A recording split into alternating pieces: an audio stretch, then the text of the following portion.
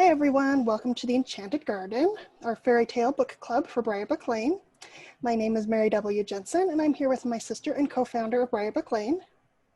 Hi, I'm Elizabeth Wilcox, and today we're here to discuss this quarter's book club pick, Spinning Silver by Naomi Novik. Whenever we discuss a book for our book club, we have 6 questions that we go through. We'll each answer these questions and discuss them as we go. The first question we always ask is, in what ways is the retelling similar to the original fairy tale? So if you want to start, Mary. All right, so I think it's based off of Rumpelstiltskin, and it definitely does go with all the bargains and the importance of names. I think is its main triggers from the same tale. Yeah, definitely. It has that element where it plays around with the idea of taking something and spinning it into something that's worth more. It's instead of straw into gold like you get from Rumpelstiltskin, it's more like it's silver into gold, and it's definitely playing with how that happens with the whole money lending and actual trade and engaging in that kind of exchange of goods. But the whole power of name and having some fairy kind of creature that's making a bargain with you that has really powerful, benefits and also dangers. Mm-hmm. It was interesting to see.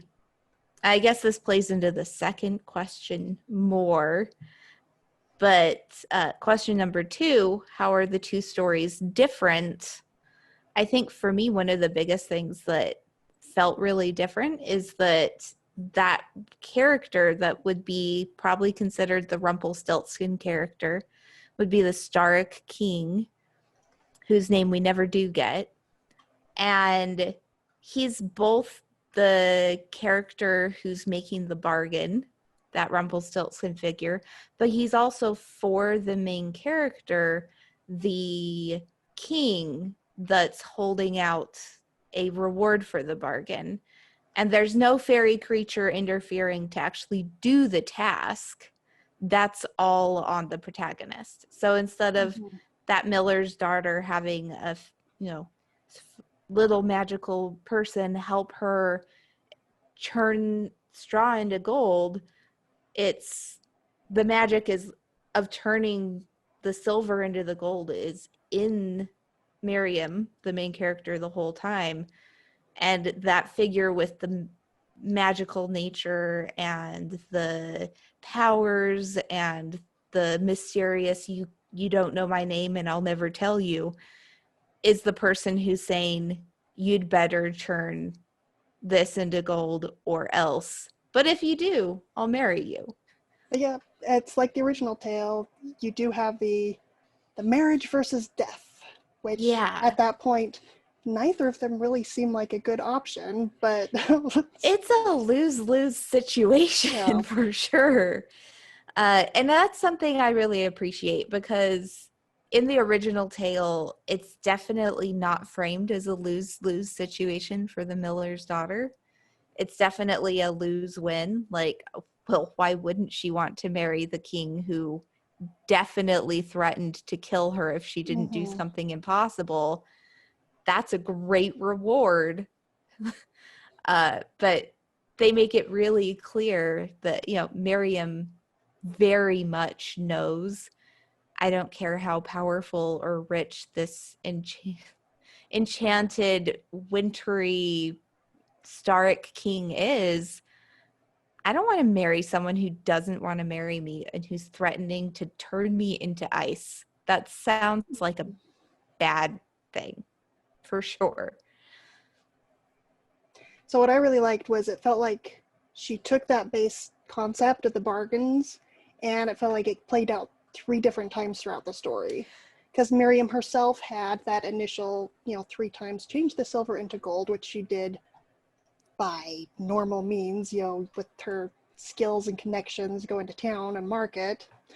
But then you had after that, actually having the rooms of silver to turn into gold, but also with the Tsar and his demon, because that was kind of in the past, we essentially found out his mother made a bargain for power with a demon and gave up her firstborn, kind of like the original tale, except for got stuck with the demon with the firstborn. She didn't get a way out of that one. Yeah, that's something that I'm only just now, as you're saying it, really piecing together. There's very much this emphasis on the power of 3. The Stark comes right out and says something that has been challenged and proven 3 times becomes true. So you claimed you can turn silver into gold. I challenged it. If you can turn silver into gold 3 times, you will actually have that power back in my magical kingdom. Mm-hmm. And, that's something when comes right out and explains when Miriam's like, why on earth would you want to marry me? What is wrong with you? And if you look at it, I did notice that Novik does a wonderful job where she sets that up and then later sets up another 3-task thing that just kind of slips in one of her conversations with the Stark. Miriam's already married to him in effect, where she's like, what does a Stark queen do? Like, what am I supposed to do here? Yeah. And he says, you can't be a true Stark queen until, and he lists 3 different things, and I'm trying to remember what all 3 things were. It's like fixing the mountain so that, because there's a big hole in the Sark That's mountain, right. That was and one. it's got the waterfall and stuff. So if you have to fix the mountain, you have to be able to get the white trees, the Stark's magical winter white trees, a fresh grove of them to grow. And you have to be able to do one other thing that I'm totally spacing on. That's a very valid point, because she did the other 2, so she probably did all 3 by the end. Yeah, she that tastes did. like these are impossible, but She did all 3 of the yeah. impossible, but a true Stark queen could do it things. She helps the trees to grow when they need to get back into the Stark kingdom to defeat the demon/czar. She fixes the mountain in the very end, and there's one other thing she does. I need to find. Yeah. I'm like flipping through. I swear I jotted this down because this was it's as an important moment.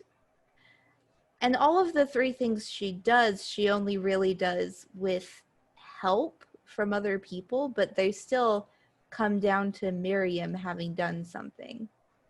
I love how for, changing the rooms to gold, she kind of found a loophole in that and got the help of the servants. Well, if it's not in the room, then it doesn't count. So we're just going to haul out as much as we can.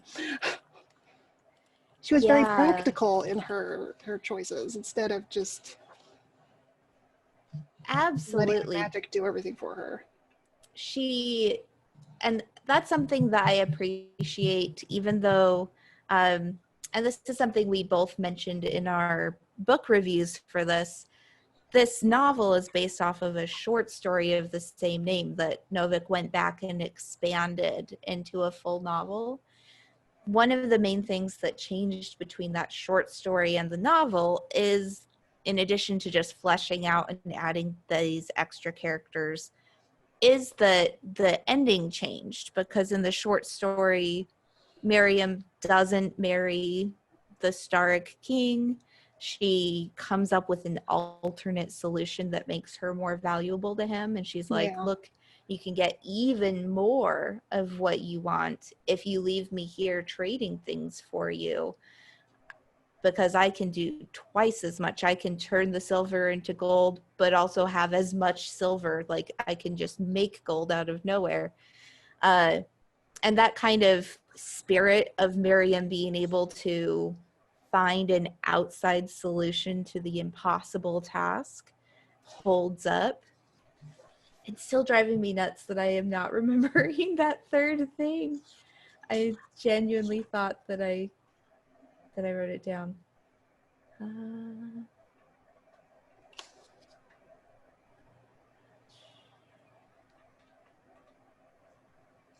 I think I'm getting close.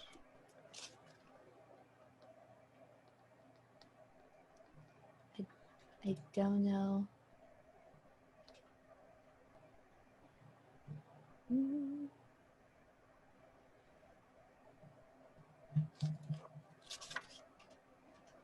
I should have kept better notes, is what I'm learning.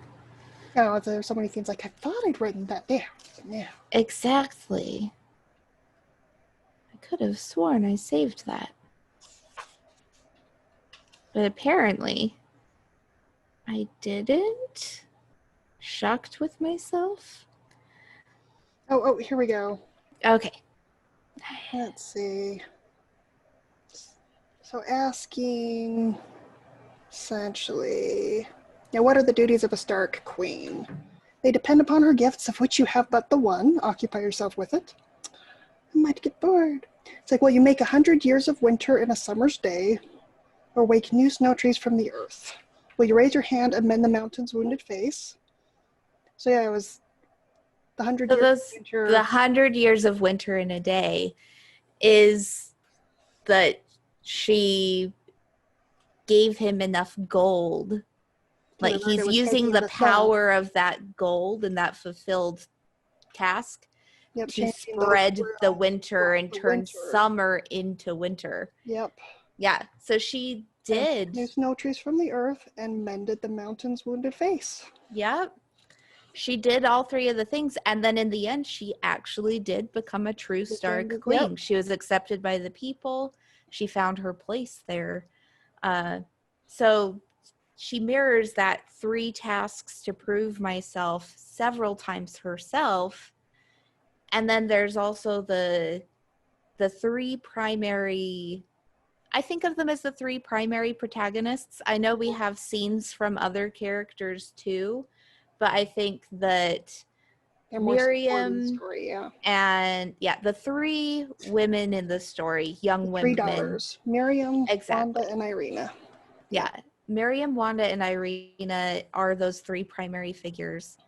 And they each have their own tasks in a way. For me, I think Wanda's kind of come down to the moment she chooses to save her brother from the Stark by appealing to her mom's tree. And then that to me feels like a really significant turning point in her character that also engages with that Stark magic in an interesting way.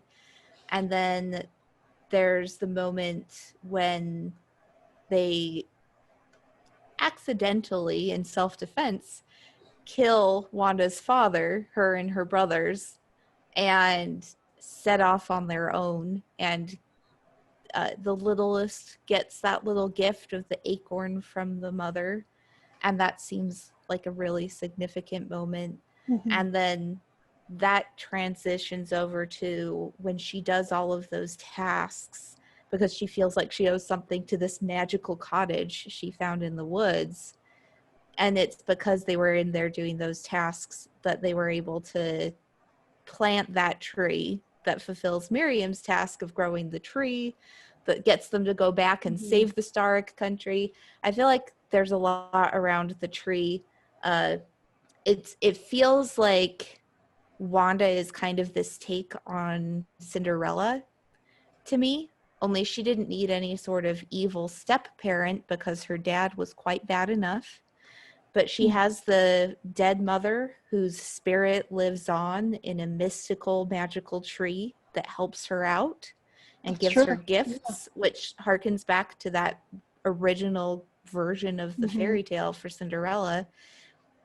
She's doing the servant tasks. She's taking care of the household in a very Cinderella way, only she's caring for her brothers instead of any step siblings. And So then she she's also trying cares for to, Miriam's household as well. exactly, she's working in that kind of kitchen help position in a way. Like you could see her as that, you know, servant girl. But then what I really like about her story is that whereas, you know, both Miriam and Irina do really wind up in this position where they get married and have a romance, although their romance develops in a very atypical way for a fairy tale romance. Wanda is all about, I don't want to get married. I don't want to get trapped in that. And it's all about her finding happiness and her own household without having to get married and learning to be able to love her brothers, which I thought was a really powerful, different take on that story. Uh, and I'm strained quite a bit. Like it's hard to stick with the questions on this one because unlike our previous book, this like Mirror Mirror was Snow White all the way through, like just a Snow White story. Better Spinning or worse. Silver, exactly. Spinning Silver is like, let's see how many folklore elements we can shove into this one book that is built around that kind of Rumpelstiltskin-y bargain of a fairy tale. And so when you're saying it's, you want to answer how are the two stories different, but then there's way more than two stories happening here. um So I think we're already starting to kind of stumble into that third question. So let's just formally move there. Did the retelling retain enough of the original to be satisfying? Why or why not? Like traditionally, if you look up the Rumpelstiltskin tale, it's like the big theme is always about the name and, you know, learning the name. And I thought I was interested. That was like the big element that this one doesn't have. Yes, the names are important, and we learn the demon's name, but we never actually learn the Starrick's name, the helper. Right. And it's not even like a tricky thing that Irina or Miriam or Wanda or any of the mortals do that learns the demon's name. It's just that the Stark King already knows this guy. And so that felt really different to me too. It felt like Novik very easily could have chosen to have a plot element be that, you know, Irina and Miriam need to learn the demon's name to have power over the demon. And instead, it's just a demonstration that they kind of learn, oh, maybe that's why no one in the Stark Kingdom will tell me their name, because knowing the demon's name helped the Stark King out a lot when they were fighting just then. And I kept waiting. This is one element where I'm not sure whether it was satisfying and that it counteracted my expectations, or unsatisfying and that I had all these unfulfilled expectations. I kept waiting for a moment when all the humans, like, very open willingness to just share their names and name people would be penalized somehow. Like, the Starrick were constantly shocked when Miriam was like, "Hi, I'm Miriam. I'm going to give you a name if you don't tell me your name." And then Irina shows up and does the very same thing, and the Starrick are still just dying of shock. They're just like, "Stop telling me your name.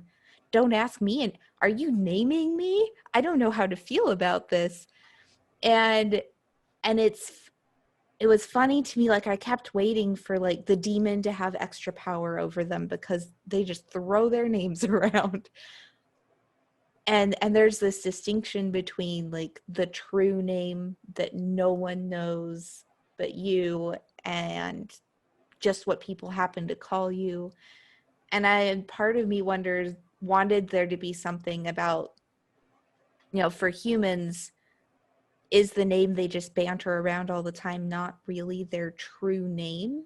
Is a true name more symbolic? Is it like what is going on? I wanted something to be going As on there. mere mortals, do they just not have? Do we not have magical name power? Because a lot of fairy tales that is the case. It's like either only names only matter to the fae creatures, or if you're in their country, or names are just powerful in general for everybody. And I think that there was an element of, I think what tricked my brain into not being fully satisfied is that the Stark otherwise seemed to be really smart when it came to the differences between humans and Stark and So other it's magical hard to creatures. blame it on just a cultural difference. Yeah, like if it feels like if names are only super powerful for those magical creatures that inhabit that kind of magical world of the Stark Kingdom, or wherever demons come from, or they briefly reference some sort of like dark underland with gnomes or dwarves in it. Like if that kind of space is where having your true name known gives someone power over you, then who cares if the humans tell you their names? They're not special. So that was one thing where I felt like it was almost a plot hole to me, but it's really subtle and it doesn't actually impact any of the actual plots. So it's a very minor criticism, if it even is one. It is just something that stood out as a little odd to me. So that was my little slightly unsatisfied moment, I guess. How did you feel in terms of satisfaction compared to the original? Both Miriam and Irina end up getting married to someone who's basically their enemy, and they are forced into that marriage and are forced to do things to preserve their own lives in direct combat with the magical, powerful king creature they've married. Irina with the Tsar that's possessed by the demon, and Miriam with the Stark King. And yet, in the end, they both end up being genuinely in a relationship with their respective king creature person. Yeah, I thought that was really interesting twist. Really took it away because it starts out so clear: good versus evil. The Stark are bad. Mm-hmm. Demon, evil magic. Darkness, sorcerer is bad. But they really show their different perspectives of why both the Stark King and the Tsar were in their positions, and yeah, I thought it was, and still even with the forced marriages, both of the women still found ways to control their situation and take control of their lives in that point. So in the end, it felt still like it was their choice to stay in that.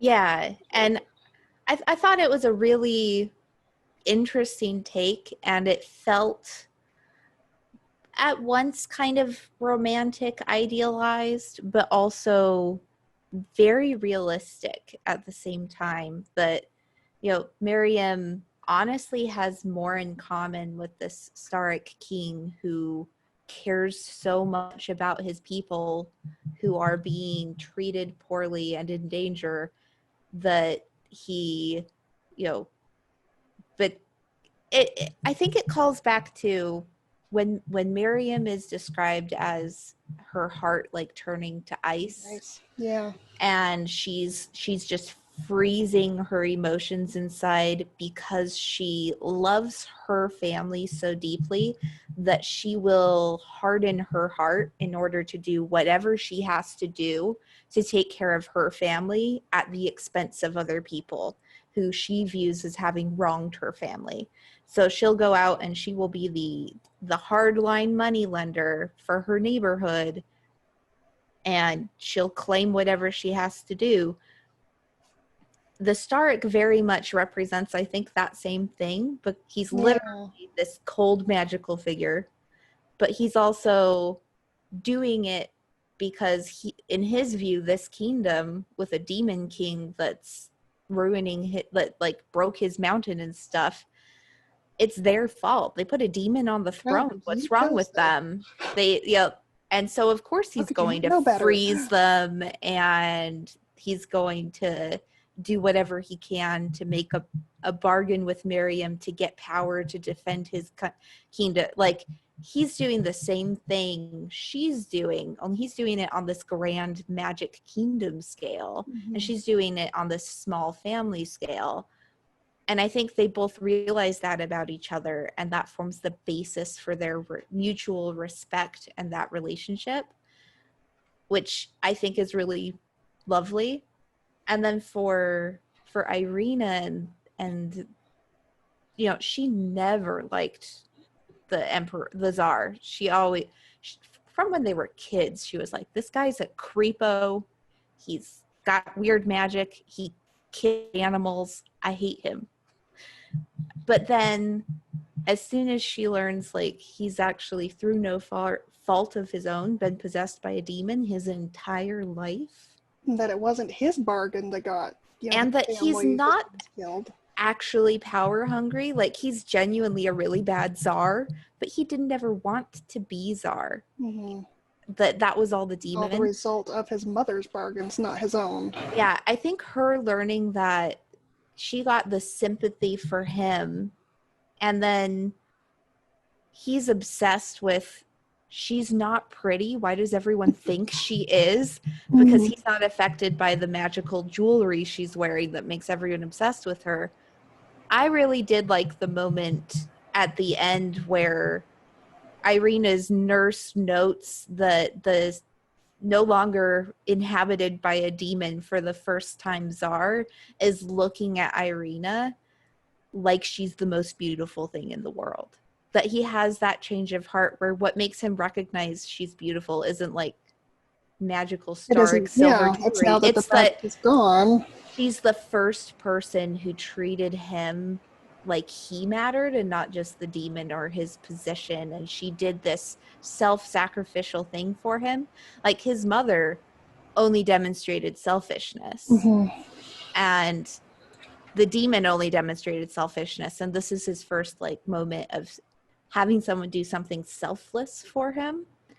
And so I felt like Irina's basis for her relationship with the czar was pragmatism and pity. Not always, there are worse things, I guess, but I feel like hopefully she grows to love him instead of just pitying him and feeling like it's good for her position to be, Tsarina, which is, she's a very pragmatic, good at politics, intelligent woman, so good for her. She'll fill that role. I hope that she does get something out of it other than that. I think that's the only sad element I had in the romance is at the end is, he has every reason to love her forever because she did this great thing for him. But she just kind of is like, oh, you poor soul. Also, I would be way better at ruling the country than you. So we're staying married.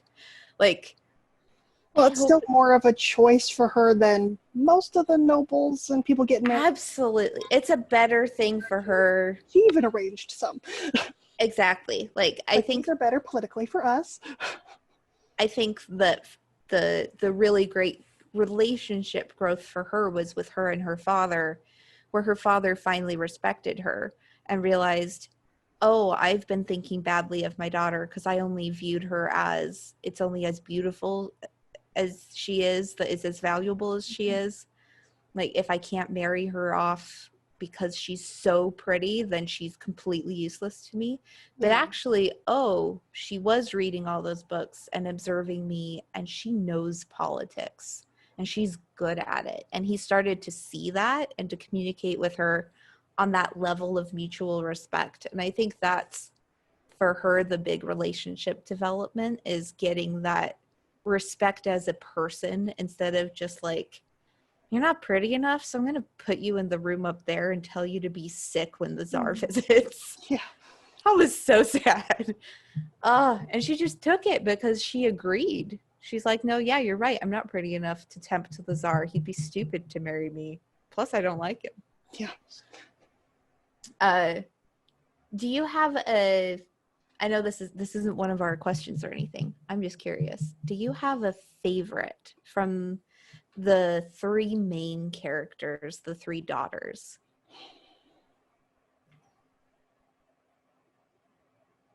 I think probably Wanda, just because she fought so hard and did so much for herself, and like I said, all those tasks that she was trying to do in the cottage. And she was just, I guess, the very relatable person for us commoners.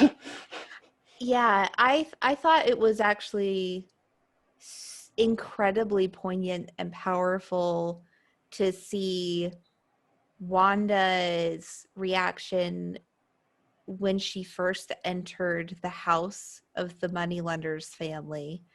And to her, this house that Miriam's complained about for the whole opening of the book is a magical realm of awesomeness.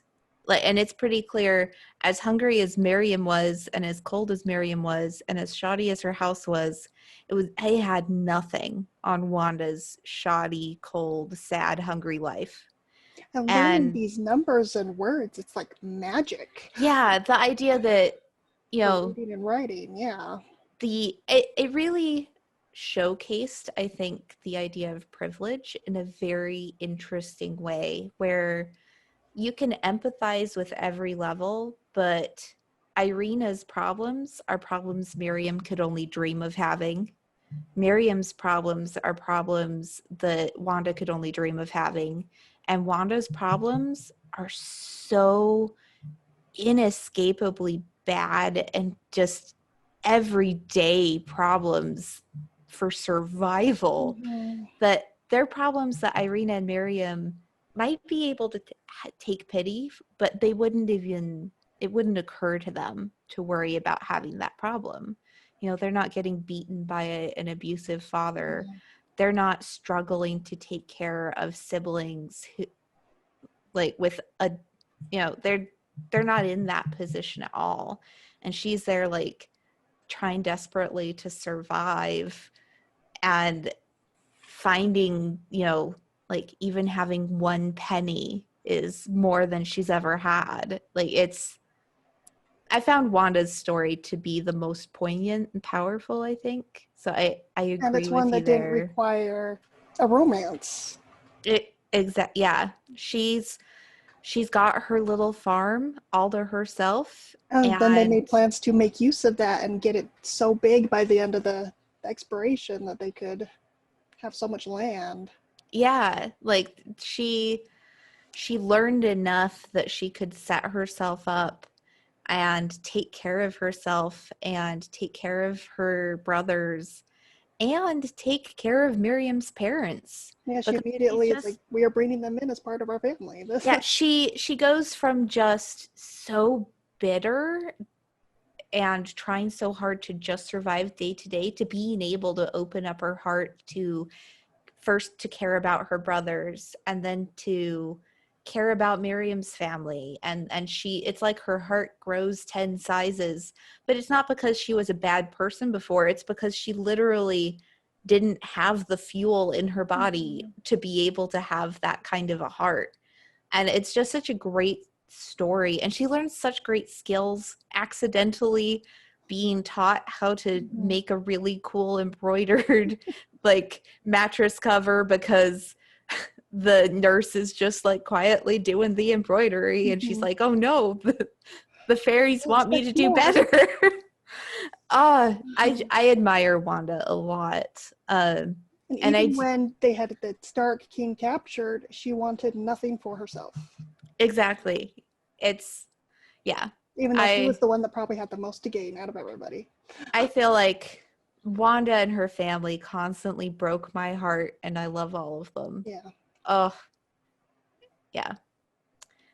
Well, Do you have anything to add to question number 3? Did the retelling retain enough the original to be satisfying to you? I think we covered that pretty good. Yeah. So what did the retelling do better than the original story? Well, I do like that it really gave weight to we are marrying the guy that's making us do this, for one. Mm-hmm. Yeah, it addressed that incredibly problematic element. I feel like it filled in a lot of pieces, but it also changed so many of them that I don't know if I can say it did it better than the original, or it just, did a cool thing based on the original. Like, I think it would still be interesting to see something that more closely mimics the original fairy tale, Yeah. but does some interesting things with it. If I wanted to sit down and read a Rumpelstiltskin retelling, I might be dissatisfied with Spinning Silver. If that's what I was looking for, is I need that Rumpelstiltskin hit.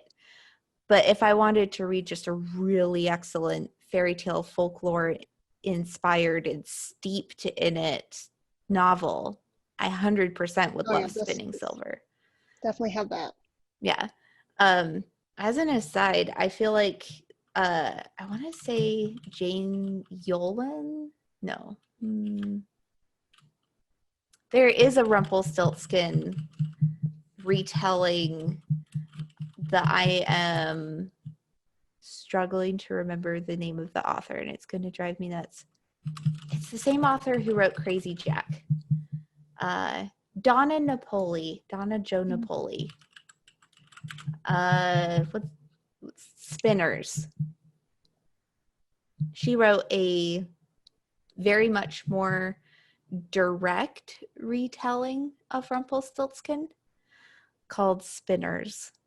And I think if you're looking for I am the Rumpelstiltskin story through and through, but I'm a very interesting take on it, then I would recommend Spinners. But if you just want a really, truly excellent book that happens to have that inspiration, Spinning Silver is really good. So question number 5, what gaps did the retelling fill in that were missing in the original?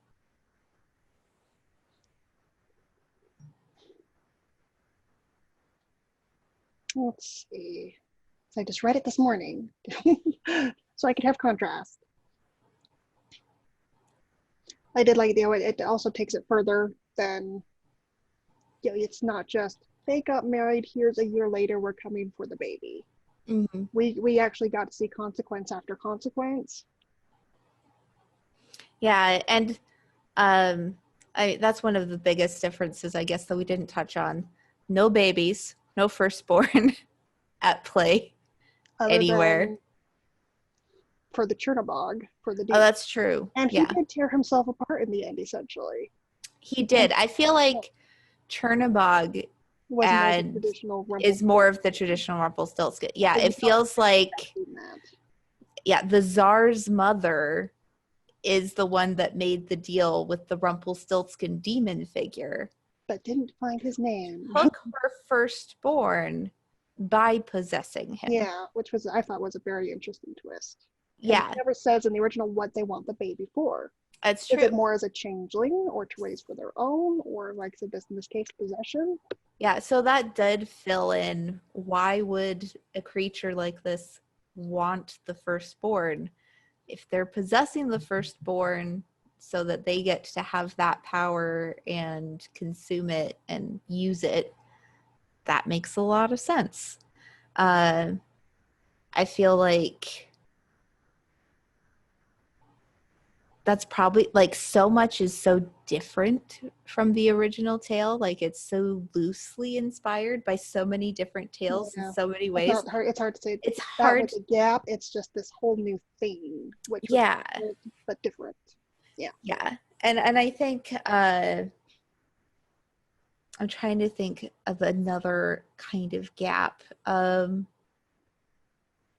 guess another potential gap in the original tale is really just, why would the miller's daughter be making such an outrageous claim?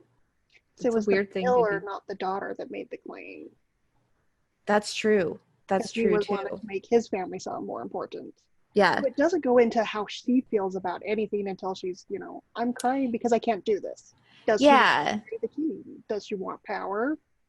It Feel about her gives father. that miller's daughter figure an actual character. Yeah, it really didn't go into much on. Yeah. And it also fleshes in that area of how could that kind of a claim be taken seriously enough that you would make that kind of promise. Like, it feels like in the original story, the king really does just want to penalize the miller for making such an outrageous claim by killing his daughter. But is like, you know what, heck, if she can't give me that much gold, great. Also, why didn't he keep asking her to do it? That's a big gap. Yeah, the original Whereas story. in Once they're married, he spinning just silver, he's never like, wants her I to want you to keep spin doing straw this. into Yeah. gold ever If again. you could do this, why doesn't he keep asking for it? Instead Yeah. of, I got enough now. Yeah. He wanted it that badly.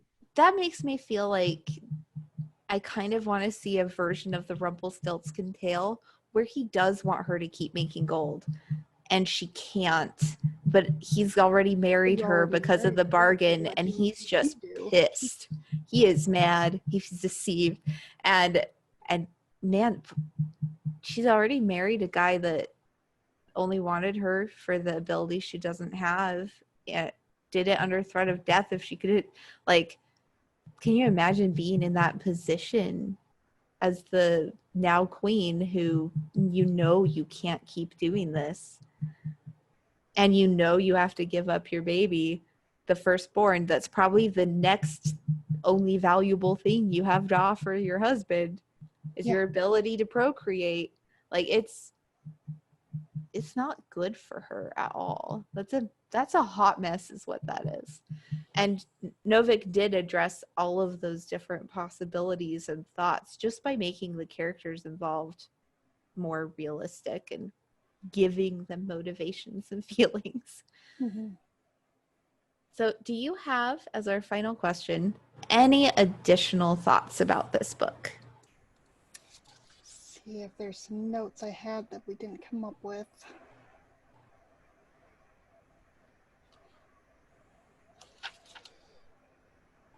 Let's see. There we talked about the names and the magic. I did wonder at times if those other points of view were necessary. If we could have stuck all with just the three. Yeah, I felt like there were a couple of good moments. Like, they were definitely well-written perspectives, but it did also make it a bit messier, and it made me wonder, were these just scenes and feelings that Novik couldn't think of a way to share from the three primary perspectives, but that she really wanted to include? Or did she have some plan for why these additional characters and when these additional characters that I didn't read closely enough to see? Like, is there a pattern I'm missing? One thing, because with Irina's, the nurse, she, at the end, that scene where Chernobog is dispelled and everything in that bargaining, I think that should have been from Irina's point of view instead of hers. It would have, I think, had more impact. Yeah, that was my one feel a little bit robbed not to have it from Irina's perspective. And even just like throwing in the Tsar's perspective, but we never got the Stark King's perspective, but we got a little bit of Wanda's brother's perspective. Like, it felt random a bit. like just, oh, well, I can't show this because nobody else is there. We're going to throw this in. But yeah, instead of working as much. It felt odd in that way. So I do think that would be a potential criticism. I wonder, I kind of do wish she had stuck with just the 3 perspectives, especially with how much the book plays off of the power of 3s. It Yeah, I feels think they like, could have it up just a little and done it with the 3. And it would have felt more deliberate. And I feel like the perspectives we don't get stand out even more the more perspectives we do get. Like, yeah, that makes sense. am I supposed to care more about the czar and the nurse and Wanda's brothers than about Miriam's parents or Isaac the jeweler or any of the Starrick at all? Any of them. I feel like it biases you in a way when you get that inside perspective from someone.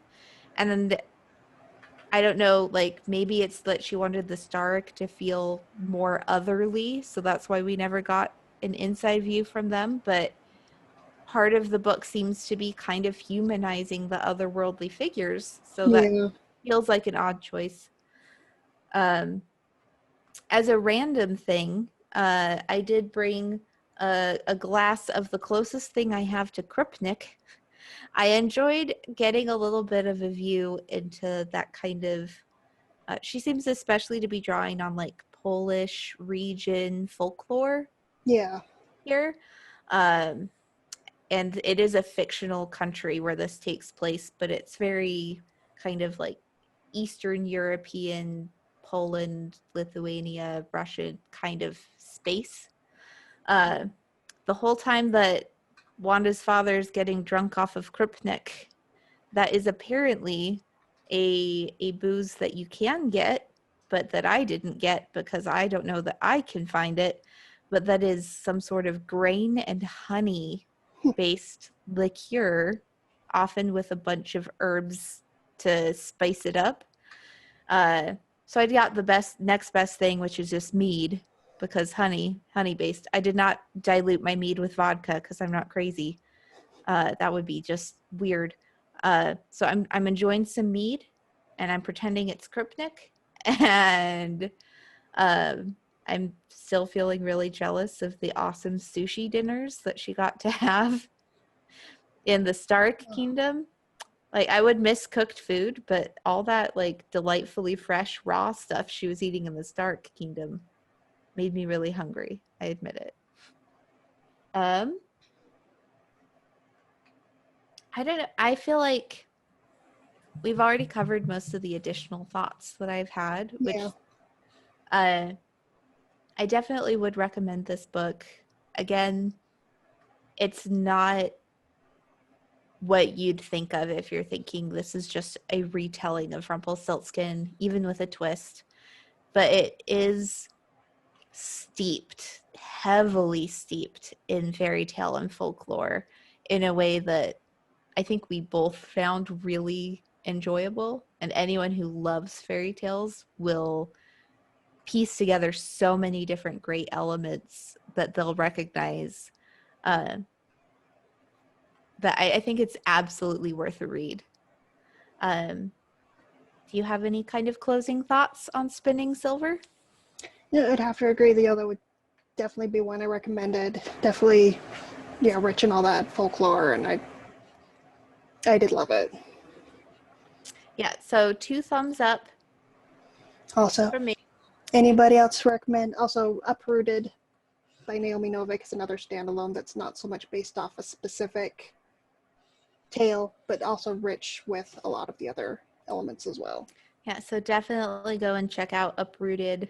If you haven't read Spinning Silver, I don't know why you listened to this because spoilers, but do read it. The audiobook version, at least the one that was available through my local public library system, is actually really good.